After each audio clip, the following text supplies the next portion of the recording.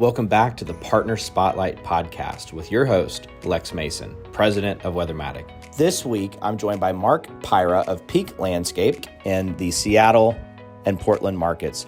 Mark has built a phenomenal business servicing multifamily, HOAs, industrial, and all the above. Mark's been a speaker at SmartCon in Austin, Texas this year, and has done so much to help set benchmarking and better standard operating procedures to build and develop professional irrigation operations within your landscape company. So if you're ready, let's get growing. Mark Pyrah here joining us from Peak in the greater Seattle and Portland, Oregon metro. Mark, thank you so much for joining us here. My pleasure, Lex. Absolutely. So you and I got to spend some great time together at SmartCon out there in sunny San Diego. So just a little south of where you guys are, and really enjoyed that time. And from that conversation, I knew, hey, Mark has a story to tell that I think anybody in this industry can benefit from hearing. So Mark, I know, kind of take us through youth upbringing. Where'd you go to school, that kind of deal, but what ultimately kind of made you into the man that you are today? Sure. Yeah. I grew up in a small town in South Central Idaho called Cary, Idaho. It's about an hour north of Twin Falls. And the population, if you minus the cows and the sheep, it's probably about 600 people. Oh, so man. I graduated with a class of 24 people in high school. So small town in Idaho. My dad was born and raised there, lived there for 70 years. His dad lived there, was born there. So it was, part of who I was for generations. And really enjoyed growing up there. I didn't know any different, but it's a farm town. And so all my friends had ranches or farms, and I think the benefit from that is that I was able to do things at a young age that provided work ethic and provided an opportunity for leadership at a very young age. Example of that was I was in 4-H for about 5 years. And I took a sheep to the fair. We raised sheep. My dad and my family raised sheep. And I took a sheep to the fair for about 5 years in a row. My first sheep I took, his name was Rambo. But it provided this opportunity where I had to take care of an animal and take care of the washing, clipping, leading, teaching him how to lead. We had chickens that we would harvest. We had a huge garden that we would harvest and can vegetables and things. And so at a young age, I really learned what it meant to work hard, to have a responsibility, and then to turn that responsibility into something that was beneficial, not just for myself, but for other people as well. No doubt. And so I spent 18 years of my life there in Cary.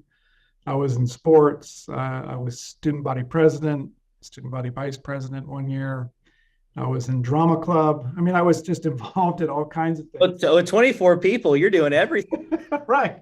And I know everyone. You're the quarterback. You're the center, right. Wide receiver. You're all of kinds it. Of things. Yeah, all kinds of things.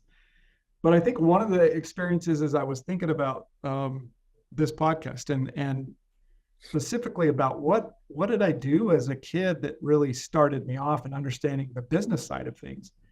And it was I spent a week in Idaho. I don't even know if they do this anymore, but it's called Business Week.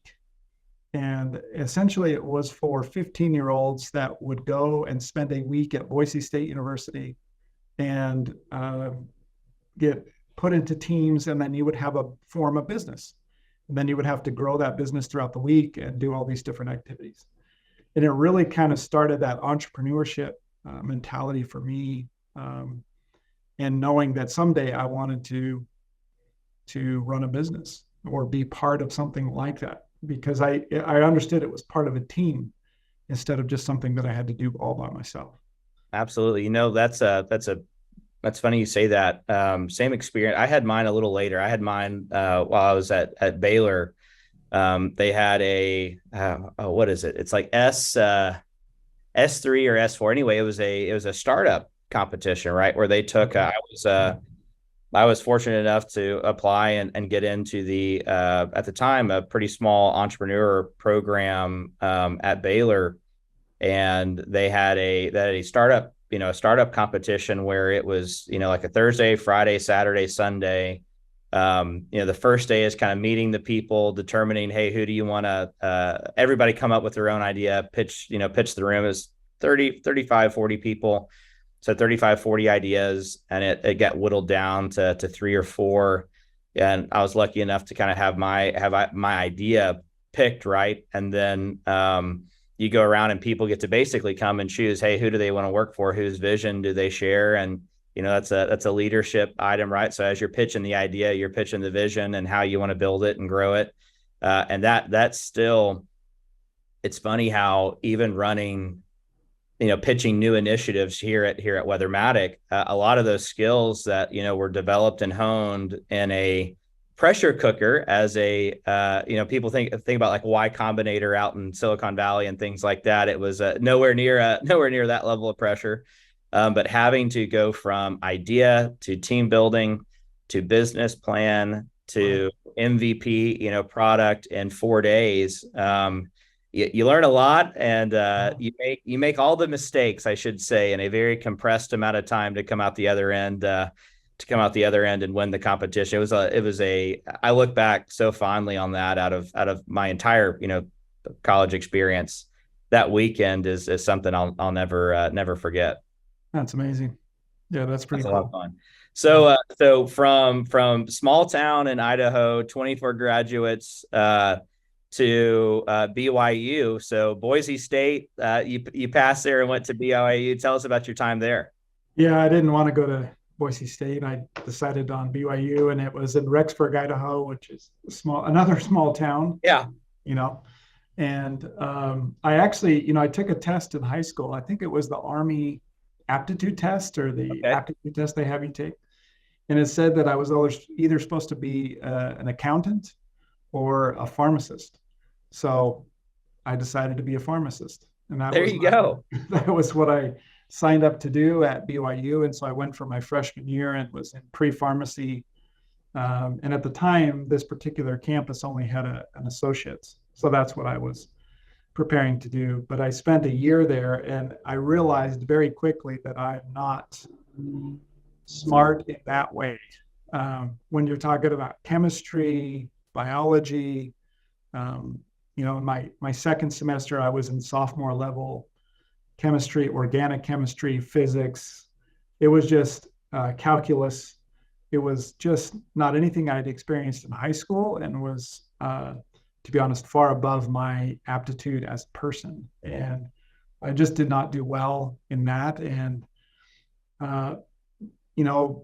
I look back at this as probably a saving grace, as I decided to serve a mission for my church, and it was a 2-year mission. And I served in Alabama. And so that gave me the opportunity. So there's the connection. Yeah, okay. There's the connection right there.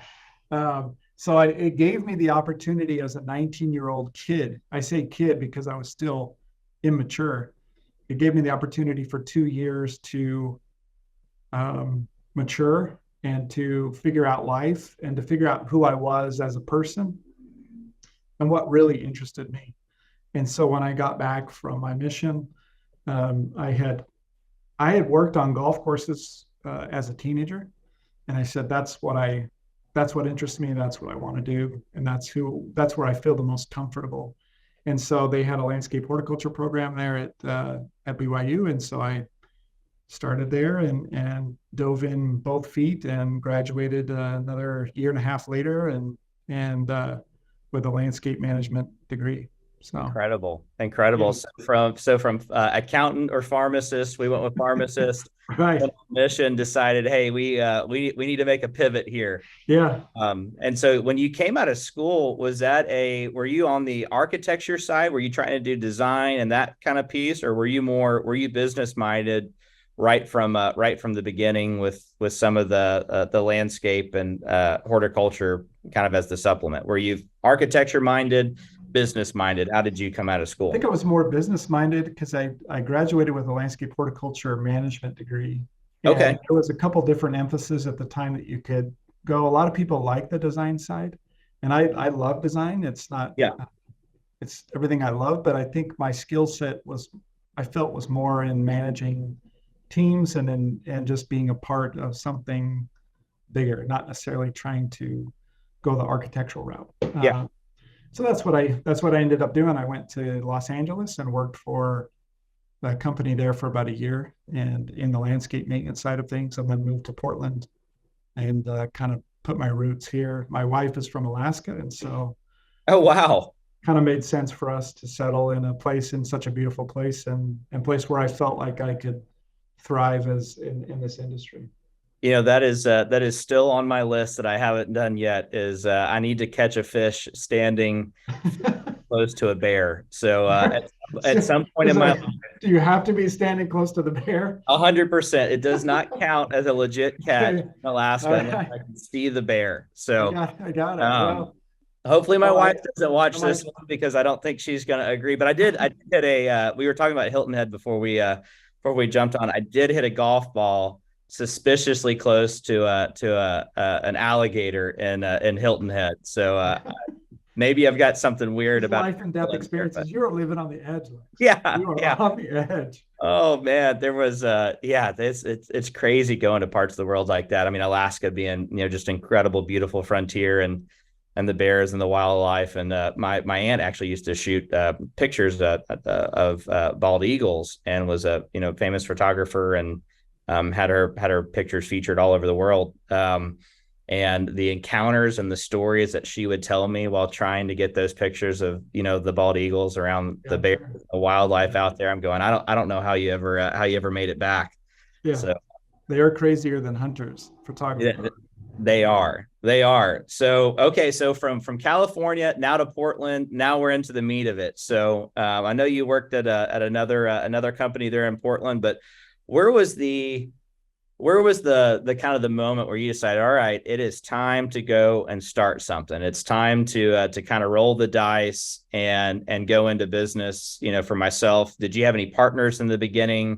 Do you still have partners? How did that all happen? Yeah, so I had worked at Twofold for a while, and then had actually transitioned out of the industry, to believe it or not, and because I was still pretty confident in myself in this entrepreneurial side, and I thought I could do it faster, whatever that is, which is retire early or become wealthy or whatever it might be. But I was impatient, and so I did financial services for a little bit. But it was interesting to learn again what really speaks to me, and that it is this combination of working with people and working with physical things like plants and trees, and that combination for some reason speaks to my soul. It speaks to me, who I am as a person. And so I made my way back to the industry. I worked with a company for a little while, and then somebody at that company approached me and said, hey, do you want to start up a company? And for some reason I said yes, because I'd only been working there maybe 6 months, and I said, let's do it. Why not? You're young. Life is right. short. It's I think I was 27 at the time or something like that. Wow. I think there's a moment in everyone's life where I think the first idea is probably sometime in college, and maybe you didn't have this. Maybe it's just me, but it was, hey, we should buy a bar. We should start a bar. and then it goes into you get out of school, you go, okay, that's a terrible idea. Never going to work. And then it comes into, hey, we should start a business. What could possibly go wrong? So I'm sure it's been 15, 20 years of smooth sailing and oh yeah, for sure. Right. I never had a hard day in my life since then. No, we spent, probably the smartest thing we did at that time is we said yes, but then we took, I think, 6 months before we had a business plan. We decided on a name, we decided on all these things, and we did our due diligence to make sure we took the time to put in the effort to make sure we were on the same page about what we wanted this company to be and what it was going to do.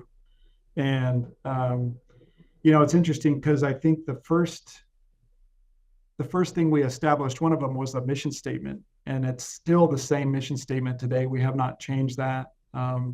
In the 17 and a half years that we've been in business, that's been the same. You can go to our website and it's our tagline. It's all there. It's who we are. It's our identity as a company and who we are really as individuals. And that's been great for me to have that, that North Star to always go back to when you're having. What is your mission statement? Let's hear it. Well, it is let me pull it up to make sure I don't misspeak because I paraphrase it constantly. Yeah. We have the same thing. We have our formal version, and then we have my version that say constantly. So officially it is, our goal is to build a lasting relationship based on technical experience, personal service, and quality workmanship. I love that. So really, it has been our goal since the beginning, and this is the number one thing we work on with our employees and our customers. It is about relationships. You really can't do anything unless you have a good relationship with either an employee, a vendor, or a customer. And that's where all of our growth has come from.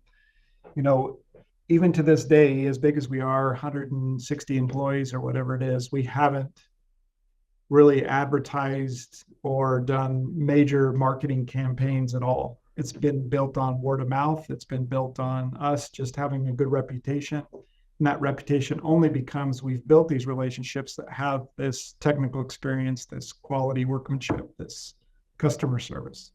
That's the key there. And I love the technical ability, the relationship, and the focus on quality. I think those are three really great pillars that when you see, and tying back to your business background, I think there's so many people that that start landscape businesses or, are thinking about it because they have, an incredible passion around landscape design and architecture, or they have passion around, the outdoors, and those things are great. But when it comes down to, you can tell the way that you have your mission statement written, it's written from a business perspective, right?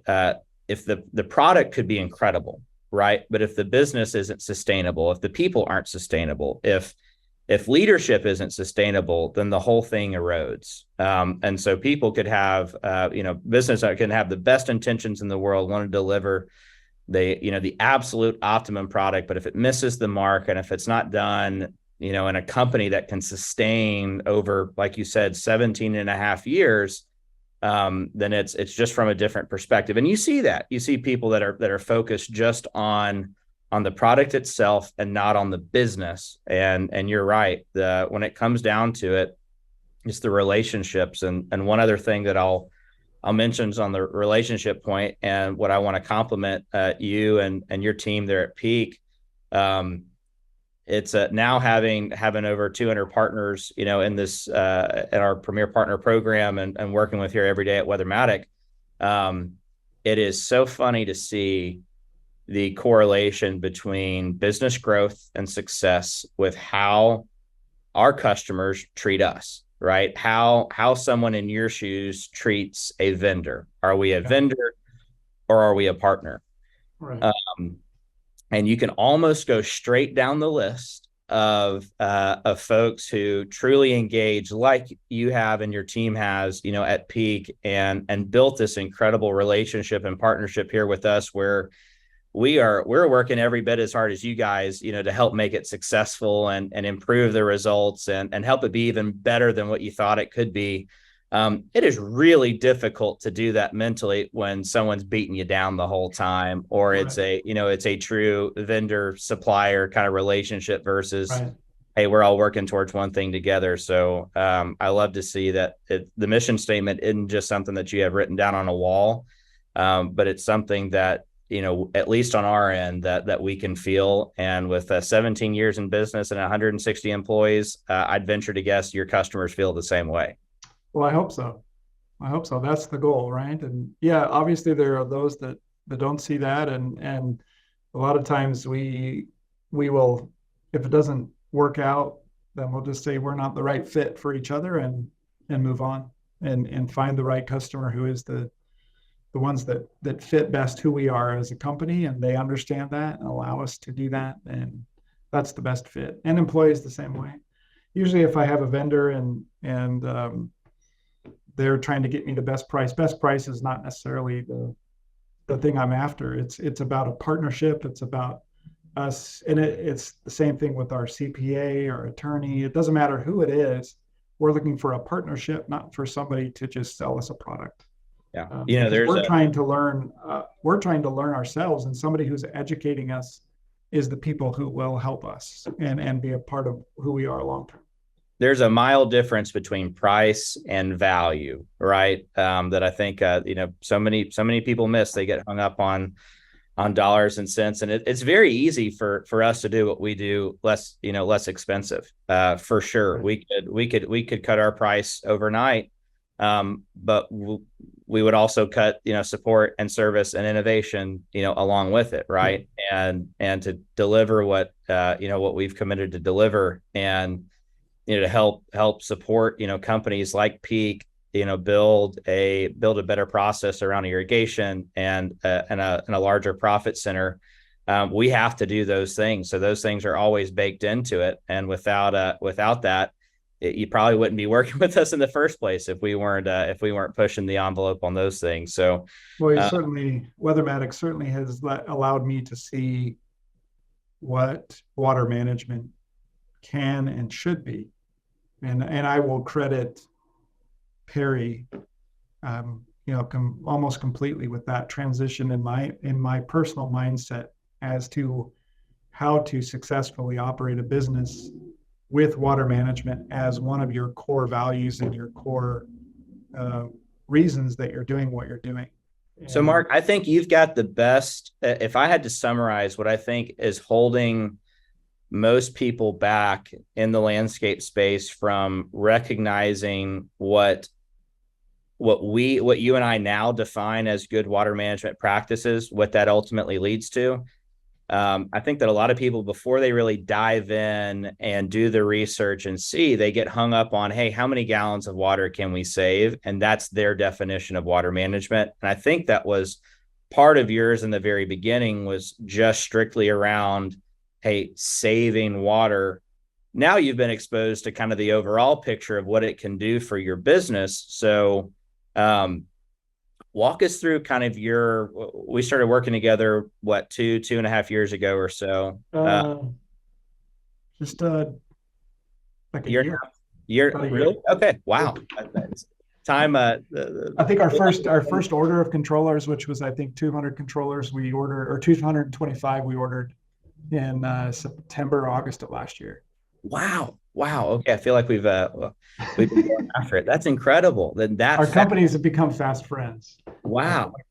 We no kidding. I mean, for sure. I'm thinking here that we've been working together for 2 or 3 years. So, what was it that clicked in your mind, or maybe it was gradual change over time that shifted you from, hey, water management is just kind of a bonus for my customer to save water, but not really make a business impact for me, into, feeling like what you've shared with me of what it's done for your business. Walk us, the collective us here through that evolution. Well, I think when we first started talking to David Brenner and, started kind of reviewing what this was, which is the smart controller program. Obviously, it was new to us. We didn't really understand.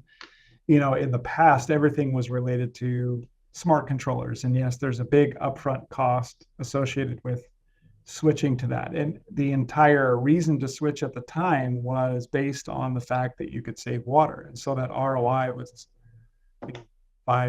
could be 5 to 10 years, depending on the site, depending on the water that you're saving. And that was the conversation that you were having with the customer. But when and even up until the point when Perry came and did his first kind of meeting with us in person, and he started talking about business operations, and I'm like, what? Why is he asking me all these questions about, what are you charging for this? What does your business do here? How long does it take you to do an irrigation inspection? And I started listening to him, and I was listening to him I started to understand that he wasn't there to implement these controllers for me or teach me how to use this software. He was there as a business advocate and somebody who was trying to get me to understand that this is going to affect way more of my business than I understood previously. And now the water management savings part is just one piece of the whole picture that we're trying to accomplish. So with that in mind, we, as of January, I would say completely deconstructed and reconstructed our water management program. We renamed our entire division from irrigation to water management. It affects every piece of your business. It affects your maintenance. It affects your enhancement guys. It affects how much fertilizer you use, how much, products that you're using. It affects your plant health. It affects your turf health. So he really got me to understand that it is affecting our entire business, and that we could, if we organize it properly and manage it properly, that it will make our business more profitable, and the customers will save water on their side as well. The big bonus at the end versus right.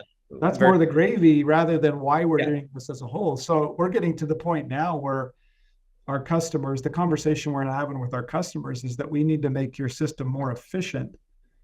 And part of the bonus of that is that we'll save water in the process of making your system more efficient. I love that. Yeah. I love that. Yeah, that's been like almost verbatim exactly what you expressed. It's when we're reaching out and kind of spreading the word of what we do over here around water management, it really is the tip of the iceberg. Let's save our customers water, whether it's gallons or whether it's dollars that you're chasing, truly is the tip of the iceberg. And where we've staffed our team and we've developed, resources around is for the average landscape company that looks at irrigation repair as almost a loss leader or something that you have to have because everybody else in town has it. When that can turn from an afterthought, a pain in the rear end, into now being, we like to call it a second enhancements division, right? Where now you're looking at that, 60-70% margin, repair and enhancement, revenue in the same light, if not even better than, landscape enhancements. It really shifts the paradigm that building business around water, which we believe in the long run is going to be the asset that your customers care more and more and more about. And even today, even if it's not a top line, issue or concern for customers, water is the number one thing that can either make or break a landscape, right? There's no amount of fertilizer or chemical or pesticide, whatever, that you can put down to fix a water problem.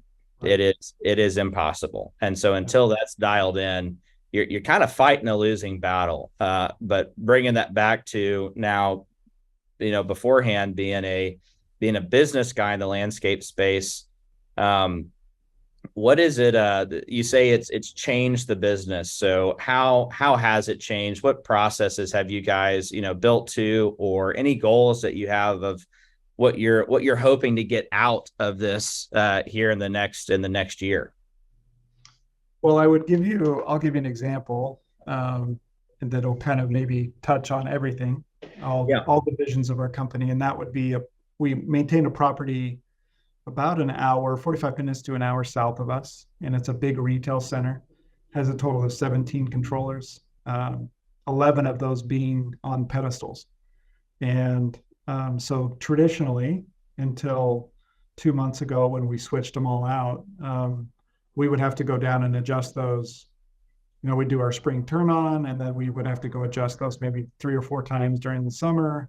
Here in the Northwest, it could be raining and 70 degrees, and then the next day it's 85 and sunny, and then it'll stay that way for a while, and then it'll rain. So, adjusting these controllers without having a remote option meant that one of our techs or our managers would have to go down and adjust those clocks, and it would take him at least a half a day because there's 3 battery timers. Battery timers down there don't comply to anything. So that was the situation. It was just a lot of time. And now that we have those switched out, brand new Weathermatic pedestals, brand new Weathermatic clocks, they're all online. They're all in SmartLink. They're being in when they're inspected. All of that information is in SmartLink, and so the proposal from the inspection to proposal now is about a 5-minute process instead of a handwritten notes, and sometimes maybe it takes a week to get to my asset manager, and then he's got to put it in, and then just this convoluted process there. It's saving on that side. It's also saving on the time that one of our supervisors would have to go down and adjust all of those clocks, because we can adjust them from here. It's improving the quality of our maintenance because we're watering exactly what needs to be watered. But also, if there's an alert, like there just was last week, we can address that alert before the grass gets dry or before it becomes an issue. If we're overwatering, or we can adjust all this as we go. And so it's improving our overall maintenance product. And we're not overwatering, which means we're not pruning as much. We're not doing those things that force more labor and more of that. So I had something come into my mind, and really to us, it's about the amount of times you have to touch a property from all aspects. So let me give you an example. One of the things that kind of changed my mindset a little bit is I figured out how many gallons of water we manage as a company on a daily basis. Okay. It was about I think it was at the time, it was 1.3 million gallons of water we touch every day and we manage every day. Wow.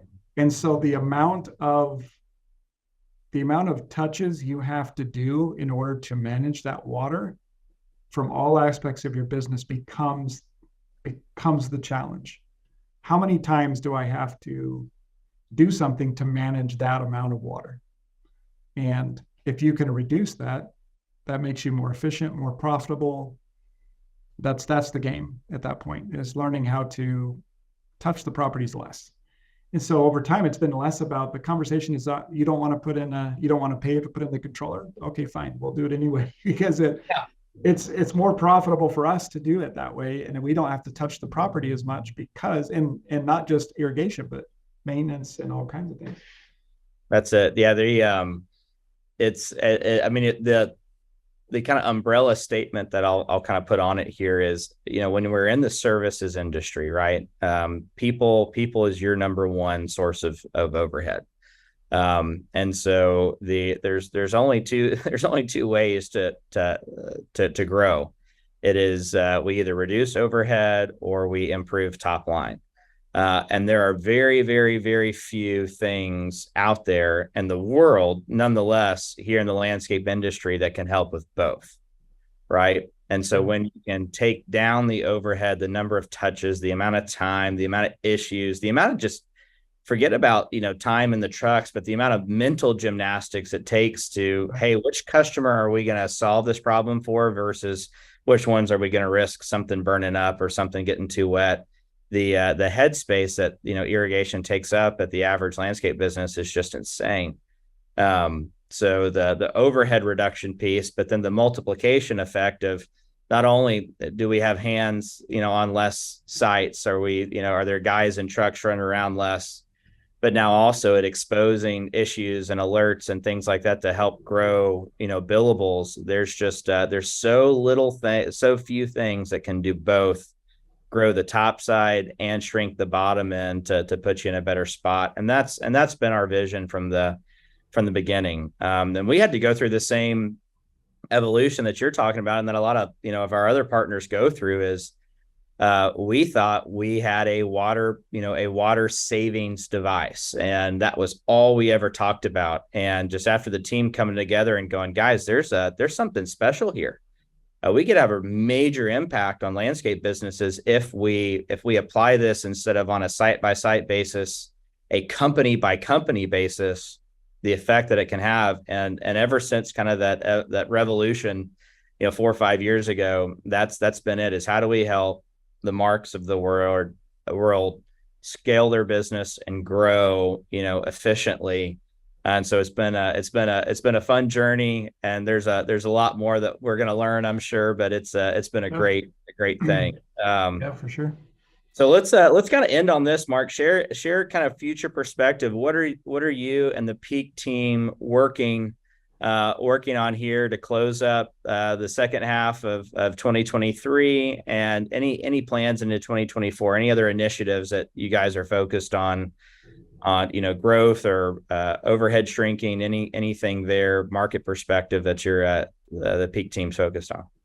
Yeah, I think a couple of things. The one thing that we've started to pilot this year quite a bit, I don't know if pilot's the right word because it's bigger in scope than that, but in our 3 branches, we've started to use a product called TrimTech and plant growth regulator, and from Rainbow. And because we're trying to, you talk about overhead and top line. Well, part of that, one of the sayings that I and my partners have always tried to use is what do we do the best, and how do we do that for less work and more money?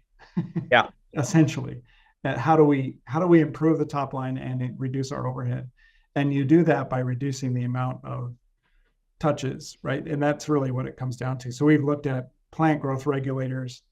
We're looking at how do we make this partnership with Weathermatic? How do we make it more efficient? How do we get, because I'm committed to this, and I've already told Perry this, our hope is to be at 90% by the end of the year, right? So we have over 500 controllers. We want to be, it doesn't make sense. And it's funny because the things that we learned at SmartCon and that we said is, hey, your techs will start complaining when they get on a site and there's not Weathermatic. Yeah. Well, it's not just our techs. Everybody's complaining when they come across the site. Yeah. Me personally, I'm complaining when I come across the site that's not on Weathermatic because I don't have pictures. I need something. It's frustrating so standardizing what we're doing that's the initiative that we have, is standardizing but this is spurred on something in every division, and something we've worked on this whole year that we need to finish is standard operating procedures that we're implementing for every aspect of our company. Yeah. When we start a new maintenance account, what is the standard operating procedure? When we replace a valve box, what's the standard operating procedure? And I just had this conversation with my team last week. I said, with our techs, I said, we want to be better than we were, meaning that if we replace a valve, why don't we put pea gravel under it? Why don't we make sure there's clearance? Why put it back in the same dirty, dusty box?